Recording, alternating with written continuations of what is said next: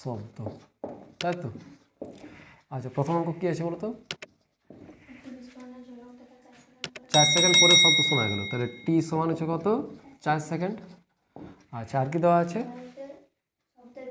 হ্যাঁ, ভি সমান হচ্ছে 330 মিটার পার সেকেন্ড। স্থল থেকে শ্রোতার দূরত্ব কত নাকি? হ্যাঁ, এস। তাহলে এস সমান আমরা কত করব? ভিটি করব এখানে। তাহলে ভি সমান হচ্ছে কত? 330 ইন্টু 4। তাহলে 4 শূন্য শূন্য, 3 4 12, 2 3 4 12 রাখে 13, 1320 মিটার, 1.32 কিলোমিটার। হয়ে গেছে? ঠিক। তারপর নেক্সট অঙ্ক কী আছে বলো? 2 নম্বর অঙ্ক।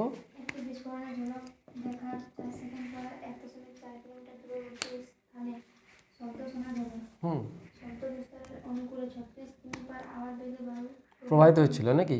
ঠিক। শব্দের বেগ নির্ণয় করো। তাহলে সময়টা হচ্ছে 4 সেকেন্ড, টি সমান হচ্ছে 4 সেকেন্ড, এস সমান হচ্ছে 1.4 কিলোমিটার। তাহলে এটা আছে 1400 মিটার, 1400 মিটার। আচ্ছা, আর কি দেওয়া আছে? শব্দের অনুকূলে বায়ুটা প্রবাহিত ছিল কত? এটা হচ্ছে 36 কিলোমিটার পার আওয়ার। তাহলে এটা লিখবো 36,000 বাই 3600 সমান হচ্ছে কত? 10 মিটার পার সেকেন্ড। হয়েছে? আচ্ছা, এরপর শব্দ বিস্তারের অনুকূলে যদি বায়ুটা যদি প্রবাহিত হয়, সেক্ষেত্রে আমরা লব্ধি বেগ একটা পাই। তাহলে লব্ধি বেগ ভি ড্যাশ সমান কত? Capital V plus small V নাকি? তাহলে 4 সেকেন্ডে কত দূরত্ব গেছে? 1400 মিটার নাকি? 4 সেকেন্ডে গেছে 1400 মিটার। এখান থেকে আমরা কি পাবো? ভি ড্যাশটা পাবো। তাহলে S equal to V dash into T. তাহলে ভি ড্যাশ সমান হচ্ছে কত? S by T. তাহলে এস সমান হচ্ছে কত? 1400 বাই 4। তাহলে 4 3 4 12, 4 5 20, 0। এটা হচ্ছে কত? 350 মিটার পার সেকেন্ড। হয়েছে? এবারে বায়ু প্রবাহের বেগ দেওয়া আছে কত? 10। তাহলে ভি ড্যাশ সমান আমরা কত জানি? ভি প্লাস ভি, তো ভি প্লাস ভি। এখানে কি নির্ণয় করতে হবে? শব্দের বেগ। তাহলে ভি সমান হচ্ছে কত? ভি ড্যাশ মাইনাস ভি, মানে 350 মাইনাস 10 মানে হচ্ছে 340 মিটার পার সেকেন্ড। বোঝা গেল? ঠিক। তারপর 3 নম্বর অঙ্ক কি আছে বলো?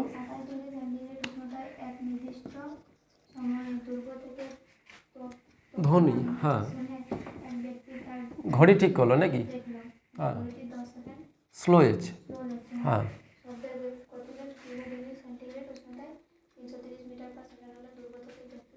দূরত্ব কত? তাহলে টি সমান উষ্ণতা হচ্ছে 27 ডিগ্রি সেন্টিগ্রেড। হয়েছে? তাহলে কেলভিনে করলে 27 প্লাস 273, 300 কেলভিন, তাই তো?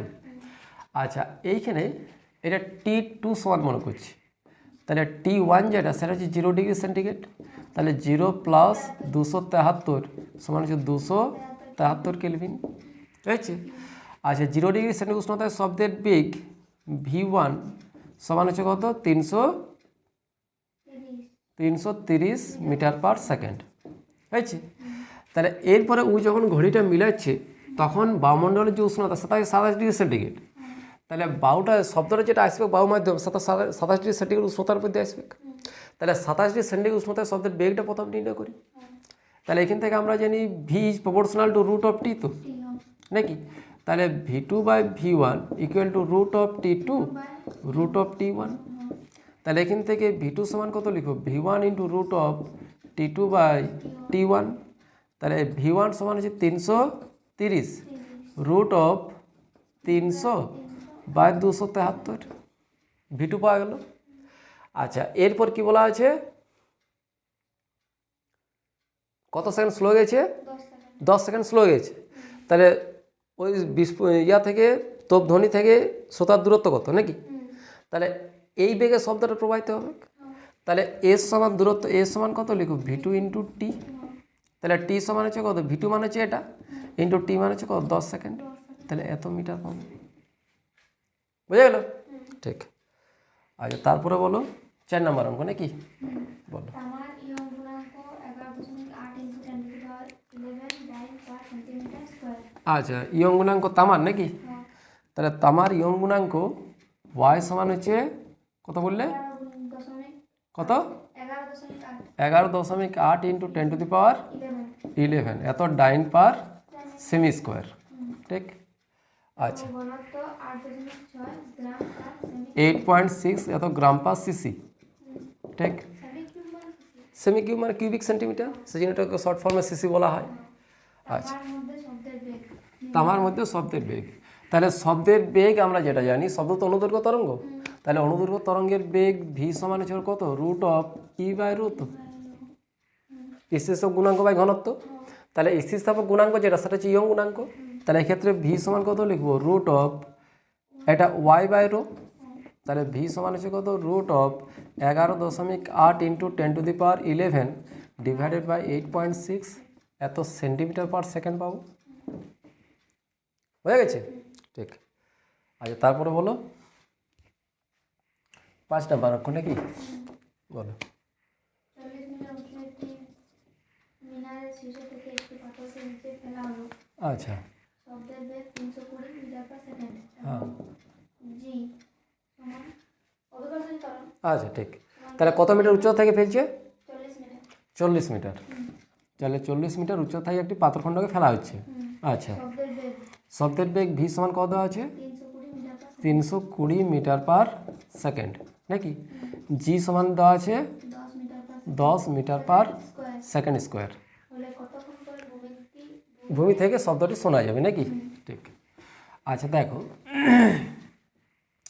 এটা হচ্ছে মিনার, হয়েছে?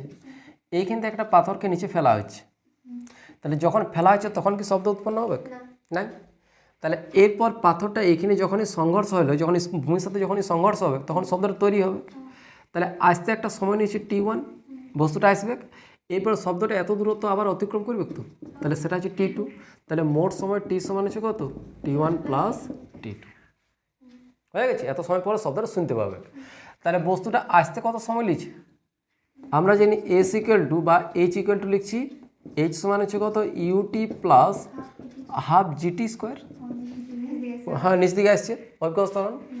তাহলে এখানে ইউটা 0, শুরুতে অবাধে ছাড়া হচ্ছে, তাহলে সেক্ষেত্রে এইচ সমান হচ্ছে কত? হাফ জি টি স্কোয়ার। তাহলে এখান থেকে টি সমান কত লিখবো? রুট অফ 2h বাই জি। এটি সমান হচ্ছে কত? রুট অফ 2h বাই জি। আচ্ছা এইটা যেটা সেটা হচ্ছে T1, তাহলে T1 সমান হচ্ছে কত? Root of 2 into 40 divided by 10 নাকি? তাহলে হচ্ছে 4 দুগুণে 8, তাহলে T1 সমান হচ্ছে কত? 2√2 এত সেকেন্ড নাকি? একটা 2 বাইরে বেরিয়েছে, একটা 2 থাকছে। এরপরে এই বস্তুটা যখন বস্তু শব্দ তৈরি হয়েছে, তাহলে শব্দটা এখান থেকে কত যাবে? আরও 40 যাবে। তাহলে সেক্ষেত্রে যেটা শব্দটা যখন গতিশীল হয় তখন অভিকর্ষ ত্বরণ কোনো কাজ করে কি শব্দের উপর? কোনো কাজ করে নাই। তাহলে সেটা সমবেগে যাবে। তাহলে সমবেগে যদি যাই তাহলে এইচ সমান আমরা কত লিখব? ভি ইন্টু T2 লিখছি এখানে। তাহলে T2 সমান হচ্ছে কত? H by V. তাহলে এইচ মানে হচ্ছে 40 বাই ভি মানে হচ্ছে কত? 320 নাকি? তাহলে এটা কত হয়ে গেল? 4×8 = 32 মানে 1/8 মানে 0.125 নাকি? হ্যাঁ 0.125 মনে হচ্ছে নাকি? 5×8 = 40, 8×2 = 16, 4×4 = 20, 8×1 = 10 1 নাকি? আচ্ছা এরপর তা এটা 0.125 এত সেকেন্ড। তাহলে মোট সময় টি সমান হচ্ছে কত? এটা 2√2 প্লাস 0.125 এত সেকেন্ড। এবার √2 মানে হচ্ছে কত? 1.414। ওই মানটা বসে যোগ করে দাও, হয়ে গেছে? আচ্ছা 6 নম্বর অঙ্ক বলো। একটি নির্দিষ্ট সময়ে একটি গির্জার ঘন্টা ধ্বনি শুনে একজন লোক ঘড়ি ঠিক করলেন। গির্জার দূরত্ব 1 কিলোমিটার এবং বাড়িতে শব্দের বেগ 332 মিটার পার সেকেন্ড হলে ঘড়িটি কতক্ষণ ফাস্ট বা স্লো হবে? হ্যাঁ দেখো একটা জিনিস লক্ষ্য করে দেখো যে আমরা যখন কোনো ঘন্টা ধ্বনি শুনে পরে শব্দটা যখন এই ঘড়ি যখন মিলাই আমরা, তাহলে ঘন্টা ধ্বনি যেখানে হচ্ছে সেখানে মনে করো 10টায় ঘন্টা দিয়েছে, তাহলে 10টায় ঘন্টা পড়েছে ওইখানে। এবার শব্দটা ওইখান থেকে তো আসবে আমার কাছকে, তারপর তো আমি বুঝবো যে 10টা বাজিল। তাহলে আসতে যে সময়টি নিয়েছে অতক্ষণ পরে আমি মিলাচ্ছি, তাহলে অত সেকেন্ড স্লো হয়ে যাবে। হয়ে গেছে? তাহলে এইখানে দূরত্ব দেওয়া আছে, তাহলে দূরত্ব এর সমান হচ্ছে কত? কিলোমিটার। 1 কিলোমিটার নাকি? আচ্ছা, এরপর বায়ুতে শব্দের বেগ হ্যাঁ ভি সমান কত দেওয়া আছে? 332 332 মিটার পার এত মিটার পার সেকেন্ড। সেকেন্ড। তাহলে এর সমান 1 কিলোমিটার যেটা সেটা হচ্ছে 1000 মিটার। মিটার হোক। 1000 মিটার। তাহলে 1000 মিটার আসতে শব্দটা যত সময় নেবে তত সেকেন্ড স্লো হয়ে যাবে ঘড়িটা। তাহলে টি সমান হচ্ছে কত? S by V. তো তাহলে এস সমান হচ্ছে 1000 ডিভাইডেড বাই 332 এত সেকেন্ড। হয়ে গেছে? এটা উত্তর 7 নম্বর নাকি? আচ্ছা বলো 7 নম্বর কি দেওয়া আছে বলো। একই উষ্ণতায় অক্সিজেন ও ক্লোরিন গ্যাস শব্দের বেগের অনুপাত কত? হ্যাঁ দেওয়া আছে অক্সিজেন ও ক্লোরিন হাইড্রোজেনের সাপেক্ষে যথাক্রমে 16 গুণ ও 35.5 গুণ ভারী। ভারী। একই উষ্ণতা নাকি? তাহলে উষ্ণতাটা যদি একই হয় তাহলে শব্দের বেগ সি সমান কত জানি? Root of gamma R T by M. তো গামা টি বাই এম। তাহলে এখানে গামা ধ্রুবক, আর ধ্রুবক, টিটা ধ্রুবক হয়েছে। অক্সিজেন হচ্ছে দ্বিপারমাণবিক আর ক্লোরিন হচ্ছে দ্বিপারমাণবিক, এটাও Cl2 থাকে নাকি? তাহলে সেক্ষেত্রে C is proportional to 1 by root of M. Root of M. তাহলে C2 বাই C1 সমান হচ্ছে কত? Root of M2 by M1। এই M1 by M2, M1 by M2 ব্যস্তানুপাতিক আছে।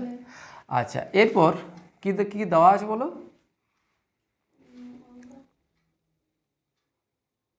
কি কি দেওয়া আছে? অক্সিজেন ও ক্লোরিনের হাইড্রোজেনের সাপেক্ষে হ্যাঁ যথাক্রমে 16 গুণ ও তাহলে অক্সিজেনের ভর যেটা, অক্সিজেনের ভর যদি আমরা M1 ধরি, আচ্ছা কোন মাধ্যমে চাইছে বেগটা? বেগের অনুপাত চাইছে নাকি? তাহলে C1 বাই C2 করবো। তাহলে এখানে M1 যেটা সেটা মনে করি অক্সিজেন, তাহলে ওই অক্সিজেন হচ্ছে 16 ইন্টু এম। হাইড্রোজেনের ভর যদি আমরা এম ধরি তাহলে এটা 16 এম। আচ্ছা ক্লোরিন ভর M2 সমান কত লিখবো? 35.5 এম। অক্সিজেনের সাপেক্ষে হিসাব করা আছে।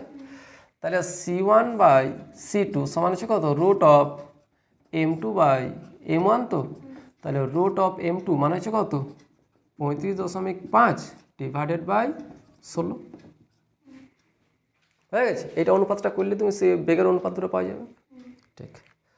আচ্ছা তারপরে বলো। 0 ডিগ্রি সেন্টিগ্রেড উষ্ণতায় হাইড্রোজেনের শব্দের বেগ 1248 মিটার পার সেকেন্ড। হ্যাঁ হাইড্রোজেনের মধ্যে শব্দের বেগ, তাহলে এটা মনে করছি আমরা CH।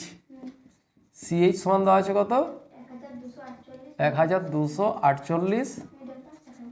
এত মিটার পার সেকেন্ড। আচ্ছা দুই আয়তন হাইড্রোজেন ও এক আয়তন অক্সিজেন মিশ্রিত করলে হ্যাঁ মিশ্রণের মধ্যে শব্দের বেগ কত হবে? মিশ্রণের মধ্যে শব্দের বেগ কত হবে, তাই তো? আর দেওয়া আছে অক্সিজেন হাইড্রোজেনের তুলনায় 16 গুণ ভারী। অক্সিজেন হাইড্রোজেনের তুলনায় 16 গুণ ভারী, এটা দেওয়া আছে। আচ্ছা তাহলে প্রথম কাজ হচ্ছে কি আমাদের, যে মিশ্রণের ঘনত্বটা আমরা প্রথমে নির্ণয় করি নাকি? তাহলে মিশ্রণের ঘনত্ব রো এম যদি বলি, তাহলে মোট ভর বাই মোট আয়তন। মোট আয়তন। তাহলে মোট ভর যেটা সেটা হচ্ছে আয়তন ইন্টু ঘনত্ব। তাহলে আয়তন অক্সিজেনের ক্ষেত্রে VO রো ও প্লাস হাইড্রোজেনের ক্ষেত্রে VH rho H divided by VO plus VH। দেখো বোঝা গেল? এটা অক্সিজেনের ঘনত্ব রো, এই রো, এটা রো এইচ, রো এইচ। তাহলে অক্সিজেনের ঘনত্ব রো ও আর হাইড্রোজেন ঘনত্ব রো এইচ। অক্সিজেনের আয়তন হচ্ছে VO, হাইড্রোজেন আয়তন হচ্ছে VH, VO VH হয়ে গেল। আর এটা অক্সিজেনের মোট ভর, এটা হচ্ছে হাইড্রোজেনের মোট ভর, আর এটা হচ্ছে মোট আয়তন। তাহলে মোট ভর বাই মোট আয়তন সমান হচ্ছে মিশ্রণের ঘনত্ব। আচ্ছা এরপর কি অনুপাতে মিশাচ্ছি বলো? দ্বিগুণ। দুই আয়তন হাইড্রোজেন ও এক আয়তন অক্সিজেন। 2 আয়তন হাইড্রোজেন 1 আয়তন অক্সিজেন। তাহলে এখানে 2 আয়তন যদি হাইড্রোজেন হয়, হ্যাঁ তাহলে 2:1 অনুপাত তো। তাহলে এটা 2VH, 2VH আর ঘনত্ব কত গুণ বলা হয়? 16 গুণ নাকি? তাহলে 16 রো এইচ প্লাস VH। আচ্ছা আচ্ছা ঠিক না, এখানে এটা VH মানে এক আয়ত এইচের আকারে আমরা কনভার্ট করছি। তাহলে এটা 2VH,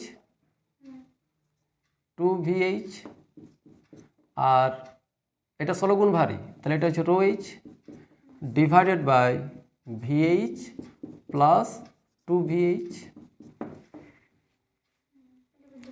বুঝলেন? এইখানে বলা আছে কি দেখো,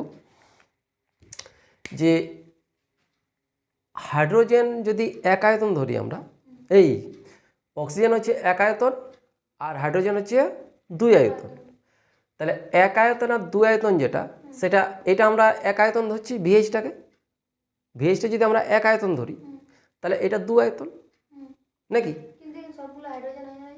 সবগুলো হাইড্রোজেন আকারে কনভার্ট করছি আমরা, সবগুলো হাইড্রোজেন আকারে কনভার্ট করছি আমরা, হয়েছে? তাহলে সেক্ষেত্রে আমরা কী লিখবো এটা না, এটা কত হয়ে গেল, এটা 16 2 18 নাকি? 18 VH rho H divided by 2 আর 1 3 নাকি? 3 VH, তাহলে VH কাটে গেল, তাহলে কত হচ্ছে এটা 6 রো এইচ, তাই তো? আচ্ছা, এটা হচ্ছে মিশ্রণের ঘনত্ব। এরপর আমরা কি জানি, সি সমান আমরা কত জানি, root of E by rho, তো তাহলে C is proportional to 1 by root of rho, তাহলে কার মাধ্যমে চাইছি, মিশ্রণে নাকি? তাহলে সিএম বাই সিএইচ সমান কত লিখবো, root of rho H by rho M নাকি? তাহলে সিএম সমান C H into root of rho H মানে হচ্ছে রো এইচ, আর রো এম মানে হচ্ছে কত, 6 রো এইচ, তাহলে রো এইচ ক্যান্সেল হয়ে গেল, আর এটা সমান হচ্ছে কত, 1248, তাহলে 1248 বাই রুট অফ 6। 1248 চাইতে কম আছে না বেশি আছে অ্যান্সার বলো? কম আছে, রুট 6 দিয়ে ভাগ করবো সেটাকে আমরা, বুঝে গেছে? ঠিক, এটা ভালো করে দেখবে এই জায়গাটা একটু। আচ্ছা, তারপর নেক্সট বলো।